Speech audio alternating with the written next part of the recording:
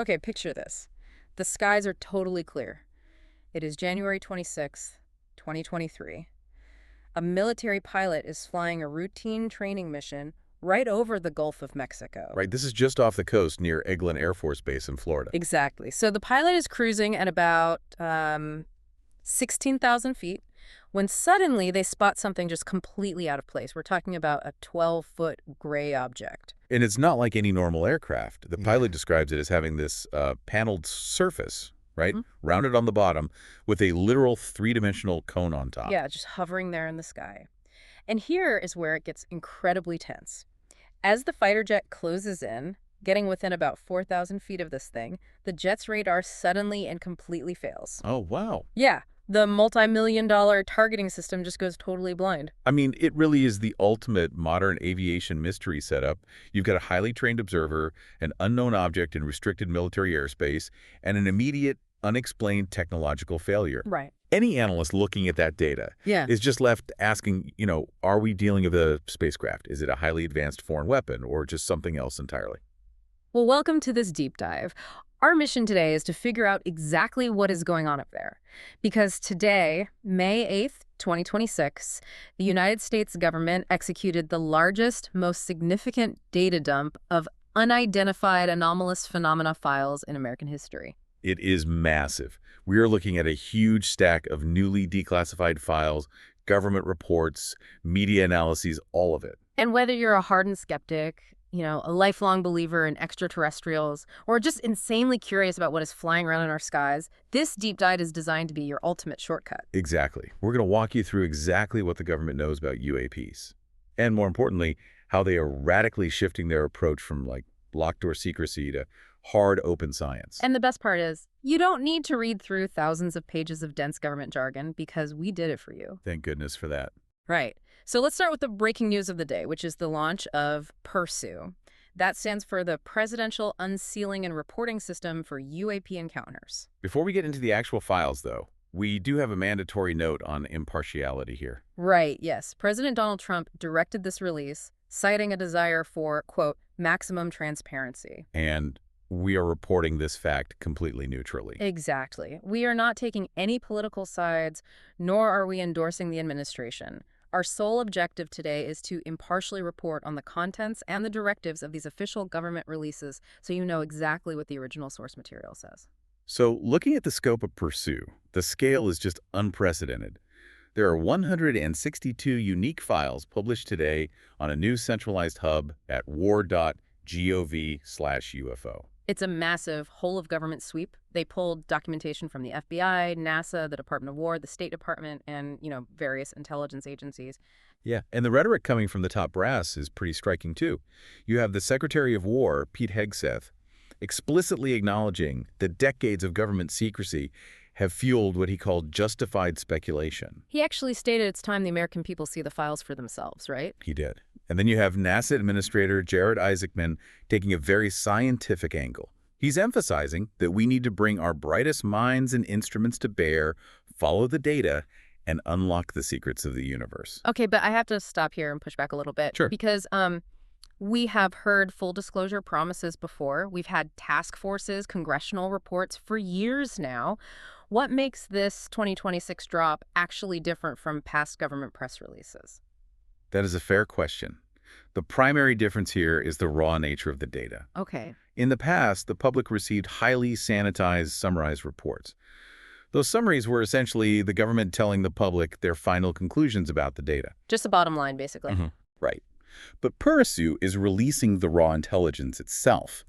This dump includes 120 unredacted PDFs, 28 original videos, and even FBI case files dating all the way back to 1947. Wow, 1947. Yeah. It gives the public access to the exact same primary source material that the intelligence analysts use. The whole philosophy behind this release is to let the public make up their own minds by looking at the actual evidence instead of just a curated summary. Okay, so if the public now has the raw evidence, what are they actually looking at? Because skimming through these newly unredacted files, some of this reads straight out of a sci-fi novel. Really does. Let's look at the 1994 Tajikistan incident. This comes from a newly declassified State Department cable. A commercial flight crew flying at 41,000 feet reported a light of enormous intensity approaching from the horizon. And this object wasn't just drifting in the wind, right? No, not at all. The crew watched it make rapid circles, corkscrews, and literal 90-degree turns at incredible speeds. To understand why that is so anomalous, you have to look at the physics of inertia. When an aircraft makes a sharp 90-degree turn at Mach speed, the G-forces exerted on the frame are immense. Like fatal levels of force. Exactly.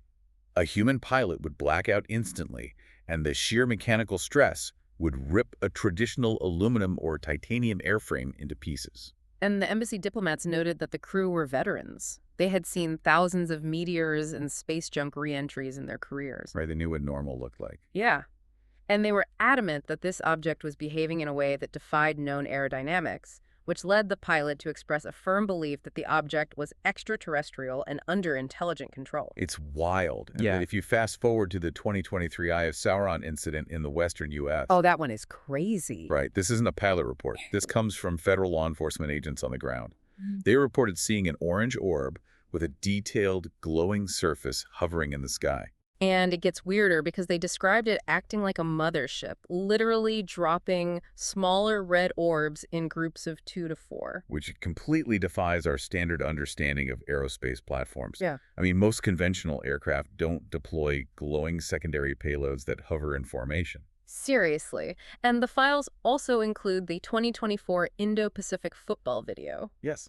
This is footage captured by a military platform of a solid ellipsoid body shaped just like an American football moving steadily through the sky near Japan. The baffling part is the total absence of a propulsion mechanism. Right. Basic physics. Newton's third law dictates that for every action, there is an equal and opposite reaction. Yeah. To move an object through the air, you need to push air or exhaust out the back. But this object has no wings for lift, no visible exhaust, and no heat signature indicating an engine. It just doesn't match any known commercial or military aircraft in that theater. And it's not just restricted to Earth's atmosphere either. Oh, right, the moon photos. Yeah. There is a NASA photograph from the Apollo 17 mission in 1972. Jack Schmitt was on the lunar surface and reported a flash near the Grimaldi crater. The accompanying photo shows 3 mysterious dots in a triangular formation in the lunar sky. And a new preliminary government analysis of that specific photo suggests this might not be a scratch on the film or like a chemical camera artifact, but potentially a physical object casting a distinct shadow in the scene. It's a lot to take in. It is. I mean, looking at these files is like looking at a cosmic Rorschach test. The exact same blurry dots could be an alien probe, or they could be a smudge on the lens, or a weather balloon. Exactly. And sorting that signal from the noise is exactly why the Pentagon created AR, the All-Domain Anomaly Resolution Office. Right. AR was tasked with applying a meticulous scientific method to these sightings to figure out what is real and what is just a misidentification. In AO's Volume 1 historical report, which they published after reviewing 80 years of government records, their definitive conclusion is, well, it's a tough pill to swallow for believers. Yeah, they basically threw cold water on the whole thing. They did. They state there is absolutely no verifiable evidence of extraterrestrial technology. Furthermore, they found no evidence of hidden, illegal reverse engineering programs. I was actually reading about the Kona BLUE program in the files, which seems to perfectly illustrate this The point. Kona BLUE is a great example. It generated massive rumors. People were whispering that the Department of Homeland Security had a highly classified program to protect and study non-human biologics. But the unredacted files reveal Kona BLUE was merely a proposed program. It was pitched to DHS leadership, but it was never approved, it was never funded, and it certainly never possessed any alien materials. It was essentially just a theoretical PowerPoint presentation that leaked and got completely blown out of proportion. That Kona BLUE rumor is a textbook example of what intelligence analysts call circular reporting. Circular reporting. Yeah. This occurs when a small, insular group of individuals repeats the same unverified rumors to each other over decades. Think of it like a game of cosmic telephone inside a highly compartmentalized echo chamber. Right. Okay. So, someone working at a defense contractor sees a highly classified experimental U.S. aircraft, like a U-2 spy plane or an F-117 stealth bomber back in the day. Because they don't have the specific clearance to know what it is, they speculate it's an alien ship. Oh, and then they tell a colleague? Exactly. They tell a colleague, that colleague tells someone at the Pentagon, and 20 years later, That original speculation is treated as verified intelligence by a completely new generation of analysts. That makes so much sense. And AARO actually brought the receipts on some of these long-standing myths, too. They really did. They contracted the Oak Ridge National Laboratory to do forensic metallurgical testing. There was this famous piece of magnesium alloy from 1947, rumored to be an alien anti-gravity terahertz waveguide. Right, which is supposedly a channel for high-frequency electromagnetic waves to create lift without an engine. Yeah. And there was also an aluminum specimen from Ohio in the 1990s. So Oak Ridge ran these samples through mass spectrometry to look at their isotopic ratios. Basically, they were looking at the atomic fingerprint of the metal. Because if it was forged in another star system, the ratio of isotopes would be completely different from metals forged on Earth. Right. But the results showed perfectly ordinary man-made terrestrial metals. Nothing alien about them. And this application of hard physics and thermal analysis brings us right back to our opening story, the terrifying 2023 Eglin Air Force Base incident. Yes. The paneled cone that knocked out the fighter jet's radar. How does Aguirre explain that one away? Well, Aguirre's science partners completely deconstructed that event by looking at how the jet sensors actually capture data. When they enhanced the forward-looking infrared imagery, the FLIR camera, they found a strong thermal contrast between the top and bottom hemispheres of the object. What does that mean exactly? The top was hot and the bottom was cold. This happens because the sun hits the top half of a Mylar balloon, heating it up, while the bottom half stays cool and blends into the background temperature of the ocean below. Oh, wow. Right. So the pilot's brain and the camera interpret this glowing semi-sphere as a 3D paneled cone. It turns out that specific visual and thermal signature is a perfect match for a commercial, outdoor, helium-filled lighting balloon. Wait. What about the terrifying radar failure? The jet's targeting system went completely blind right as they approached this thing. A post-mission maintenance review found that a circuit breaker for the radar had simply tripped. You are kidding me. Nope. In fact, that exact same circuit breaker on that specific aircraft had tripped 3 times in the previous months due to a faulty wire. It was a complete coincidence. Unbelievable. It is like your car engine dying right at the exact moment a lightning bolt strikes nearby. It is a terrifying coincidence that tricks your brain into connecting the two events, assuming the lightning killed the car, when in reality, your alternator was just failing. That is wild. But, if you were listening to this and thinking, come on, an elite fighter pilot wouldn't mistake a party balloon for a UFO, I kind of have to push back on the government's explanation here. Okay. These are some of the best aviators on the planet. How are they getting fooled by a balloon in the wind? I get it. But the answer lies in the physical limitations of human sight and the physics of misperception. Even the absolute best pilots are subject to optical illusions like parallax and forced perspective. Right. When a pilot is strapped into a fighter jet moving at Mach 1 over featureless water, they lack standard depth perception cues. The human brain is trained to assume other objects in the sky are the size of standard aircraft. Because that's what they usually encounter. Exactly. Yeah. So if a 3-foot balloon is floating just 100 feet away, but the pilot's brain assumes it is a 40-foot fighter jet 2 miles away, the geometry of the pilot's own immense speed makes the stationary balloon appear as though it is zipping across the ocean surface at impossible hypersonic speeds. Okay, that makes a lot of sense. The brain just does the math wrong because the baseline variables are completely off. Precisely. And there is also the issue of sensor bias. What is that? Well, the vast majority of military UAP sightings happen between 15,000 and 25,000 feet. That isn't because aliens prefer that specific altitude. It is simply because that is exactly where our military and commercial sensors are calibrated to look. Oh, I see. It is like staring out at the ocean through a drinking straw. You are completely blind to everything happening above and below your narrow field of vision. Okay, so if all our sensors are basically staring through a straw, how is the military compensating for that? Are we just upgrading the cameras on the jets or what? ADA realized that relying on pilot reports and legacy radar is a flawed strategy, so they are transitioning to conducting real-time science. They partnered with the Georgia Tech Research Institute to develop a deployable sensor suite called Gremlin. Gremlin? Yeah, this system is packed into heavy-duty Pelican cases and includes 2D radar, 3D radar, and long-range hyperspectral surveillance. What exactly does hyperspectral surveillance do that regular radar doesn't? Traditional radar just bounces a radio wave off an object to tell you its shape, distance, and speed. Hyperspectral sensors capture light across the entire electromagnetic spectrum, including wavelengths that are completely invisible to the human eye. Oh, wow. Yeah, it allows the sensor to read the chemical fingerprint of the object. It can literally tell an analyst if a dot in the sky is made of aluminum, bird feathers, or mylar. That is incredible. Right. Arrow recently deployed Gremlin to an unnamed national security site for a 90-day pattern of life collection. They are establishing a baseline of what a normal sky looks like in that specific environment. It is like we've been trying to identify a blurry bird using a disposable camera from 1994, and now we're finally setting up a 4K motion sensor trail cam. We stop guessing and start measuring. That is the perfect analogy. And so far, the trail cam is working. Gremlin is helping Arrow filter out what the acting director called Arrow garbage. Aero garbage. Yeah, we are talking about flocks of birds, bats, Starlink satellite flares, and literal trash floating in the atmosphere. Which leads to the ultimate so what of this entire deep dive. If we filter out all the trash and ARO concludes there are no aliens, why is the government spending millions of dollars on hyperspectral sensors and holding massive intelligence workshops? Because the real issue isn't extraterrestrial. It is a critical matter of aviation safety and terrestrial national security. Right. Take the August 2025 AUI workshop.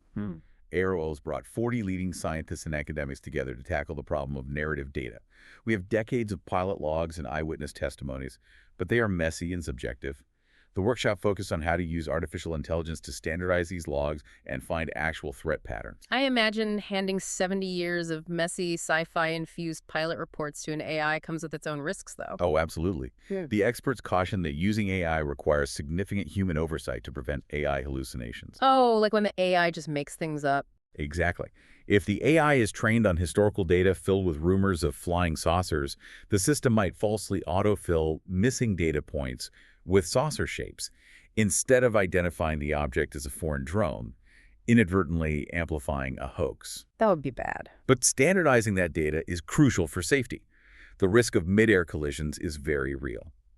In late 2025, the FAA formally replaced the legacy term UFO with UAP in all of their air traffic control manuals to remove the stigma and legitimize the reporting process. Which ties directly into the Safe Airspace for Americans Act. That legislation was designed to protect civilian pilots from professional retaliation. Yeah, that was a huge problem. For years, commercial pilots wouldn't say anything to air traffic control if they saw an anomalous object right in their flight path, simply out of fear they would lose their jobs or be labeled unstable.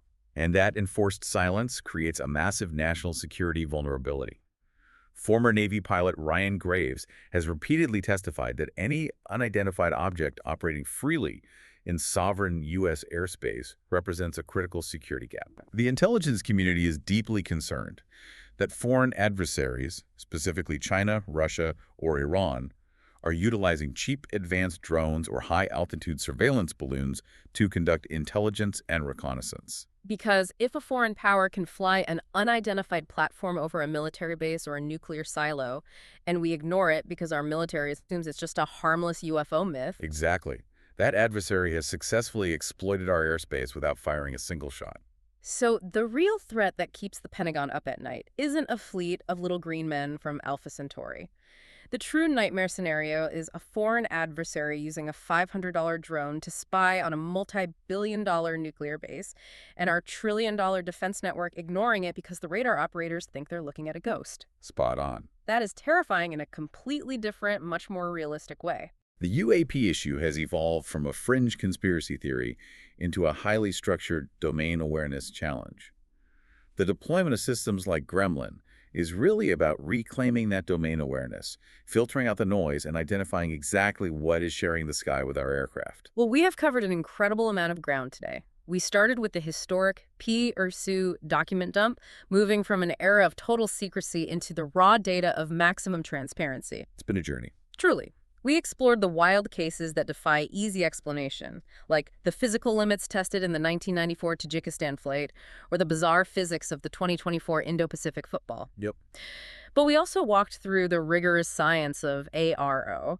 We learned how our own brains betray us through parallax and optical illusions, how compartmentalized rumors create echo chambers, and how a mundane mylar balloon can trick a fighter jet's thermal camera into seeing a spacecraft. The ultimate takeaway for anyone looking at this data dump is that you do not need extraterrestrials for this topic to be utterly fascinating. Not at all. This is a profound story about the physical limits of human perception. It is about the rapid evolution of military technology and the absolute vital importance of securing our airspace against very real terrestrial threats. Now, I want to leave you with a final lingering question to ponder long after this deep dive ends. Oh, I like that. We talked about how our new highly advanced sensors, like the Gremlin suite, are currently picking up a massive amount of atmospheric trash and prosaic clutter because we finally have the tools to actually see it. Right. But if we are finally pointing hyperspectral 3D radar at the sky with true scientific rigor instead of just staring through a straw searching for flying saucers, what else is floating around up there that humanity has completely ignored for centuries? That is a great question. By finally stripping away the alien mythology and looking at the data, what entirely new natural meteorological or atmospheric phenomena are we about to discover purely by accident?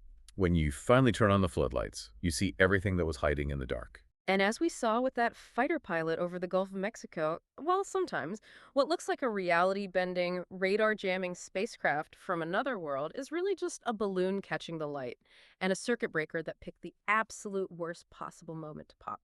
Thanks for joining us on this deep dive. We'll catch you next time.